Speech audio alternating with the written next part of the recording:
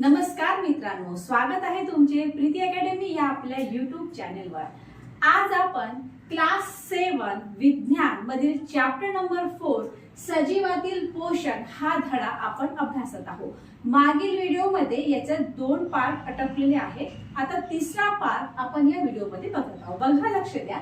आपण आज सहजीवी पोषण कसं काय असते ते आपण बघू। बघा, सहजीवी पोषण बघा, 2 किंवा अधिक सजीवांच्या निकट सहसंबंधातून पोषण, संरक्षण, आधार इत्यादी बाबी साध्य होतात। यालाच काय म्हटलं जातं? सहजीवी पोषण। सहजीवी पोषण कशाला म्हटलं जातं? की 2 किंवा अधिक सजीवांच्या निकट संबंधामधून काय होते की बाबा पोषण, संरक्षण आणि आधार इत्यादी बाबी काय होतात? साध्य होतात। याला सहजीवी पोषण असे म्हटले जाते। आता सहजीवी वनस्पती कशा असं बघू आपण। काही झाडांच्या मुळाजवळ काय असते की बुरशी वाढते, तुम्ही बघितली पण असेल।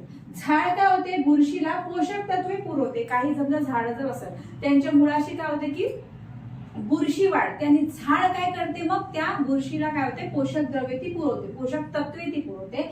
आणि या बदल्यामध्ये काय होते की बुरशी जी असते ना ती झाडाच्या मुळांना क्षार आणि पाणी पुरवते। मग आता तसेच शैवाल व बुरशी ह्या एकत्र राहतात। मग यावेळी बुरशी जी आहे ती शैवालाला निवारा, पाणी व क्षार पुरवते। या बदल्यात शैवाल बुरशीला काय होते? अन्न पुरवते। म्हणजे हे सगळं बघा किती एकमेकांवर आधारित आहे।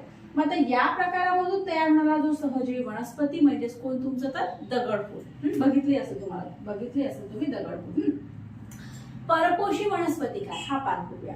परपोषी वनस्पतीमध्ये काय असते की हरितद्रव्य नसते। परपोशीच्या वनस्पती असतात ना, म्हणजे दुसऱ्या ज्याच्यावर अवलंबून असतात त्याच्यामध्ये हरितद्रव्य नसते।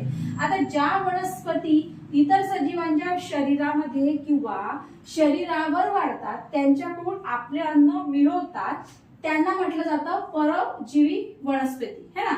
आणि उदाहरणार्थ मग बघा, बाणगुळ आणि अमरवेल ह्या कुठल्या? ह्या परजीवी वनस्पती आहे। बघा इकडे लक्ष द्या।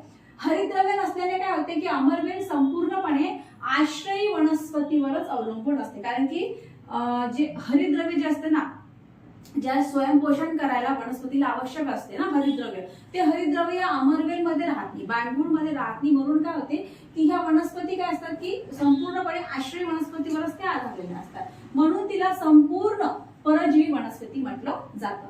आता कीटकभक्षी वनस्पती काय असते?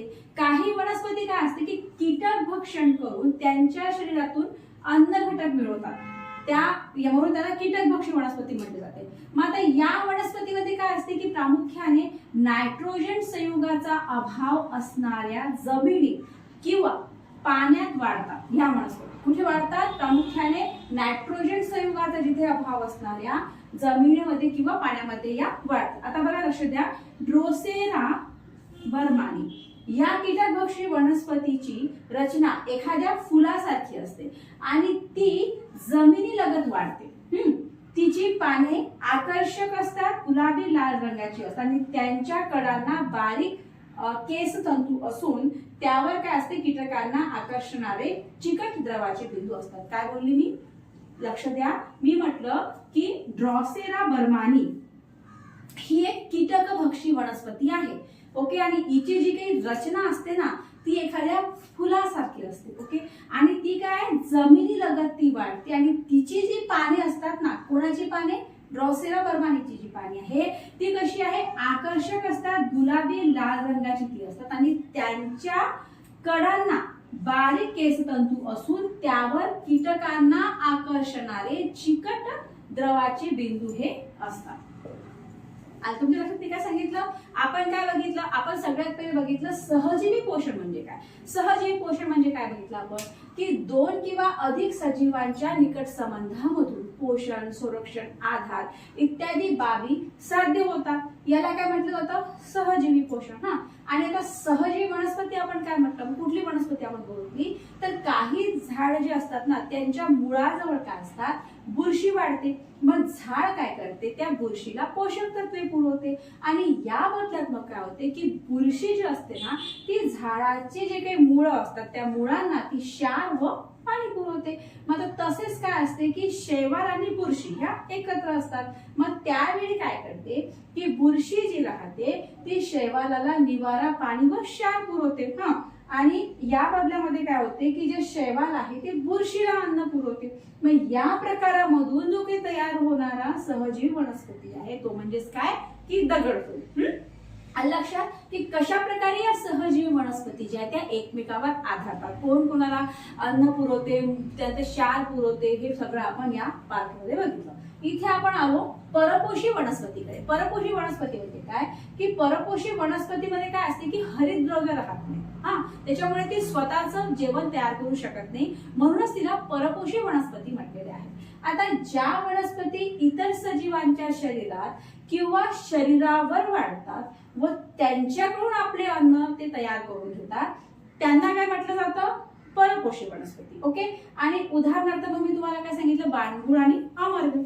मग आता काय असते की हरितद्रव्य नसल्यामुळे अमरवेल जी आहे ना ती संपूर्णपणे आश्रय वनस्पतीवरच ती अवलंबून असते, म्हणून तिला संपूर्ण परजीवी वनस्पती असं म्हटलं जातं. कुणाला अमरवेलला. आता बघा आता आपण वळलो होतो मग कीटकभक्षी वनस्पतीकडे. कीटकभक्षी वनस्पती म्हणजे काय तर काही वनस्पती काय असतात की कीटक भक्षण करून त्यांच्या शरीरापासून ते अन्न घटक मिळवतात. ठीक आहे. आता या वनस्पती ज्या असतात ना कोणत्या कीटकभक्षी वनस्पती या प्रामुख्याने नायट्रोजन संयुगाचा अभाव असणाऱ्या जमिनीत किंवा पाण्यात वाढतात. कीटकभक्षी ज्या वनस्पती असतात त्या नायट्रोजन संयुगाचा अभाव असणाऱ्या जमिनीमध्ये किंवा पाण्यामध्ये वाढतात. मग आता एका वनस्पतीचं उदाहरण पण घेतलं होतं, ते उदाहरण आहे ड्रॉसेरा बर्मानी. ड्रॉसेरा बर्मानी या कीटकभक्षी वनस्पतीची रचना जी आहे ती एखाद्या फुलासारखी असते आणि ती जमिनीलगत वाढते आणि तिची जी पाने असतात ना ती आकर्षक गुलाबी आणि लाल रंगाची असतात आणि त्यांच्या कळांना काय असते बारीक केस तंतू असून त्यावर काय असते कीटकांना आकर्षणारे चिकट द्रवाचे बिंदू हे असतात. ठीक आहे. इथपर्यंत झालेला आहे हा पार्ट. याचा जो पुढचा पार्ट आहे तो आपण नेक्स्ट व्हिडिओ मध्ये बघूया. थांबू आपण इथे. धन्यवाद.